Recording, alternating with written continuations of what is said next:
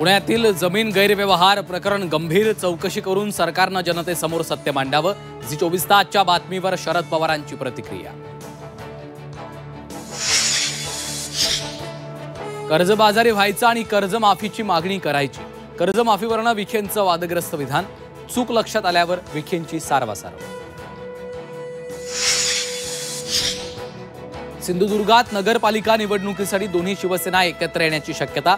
राणे कुटुंबाचं वर्चस्व मोडून काढण्यासाठी नव्या समीकरणाचे संकेत. स्थानिक नेत्यांनी वरिष्ठांना प्रस्ताव पाठवला.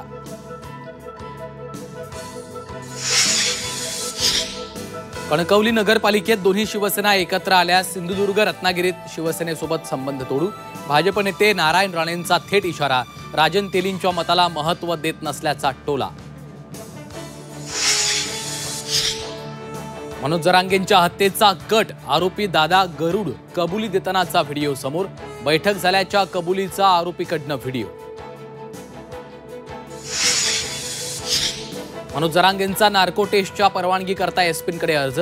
जरांगेंच्या शिष्टमंडळाचं पोलीस अधीक्षकांना निवेदन. जरांगे मुंडेंसह सगळ्यांची नार्को टेस्ट करण्याची मागणी.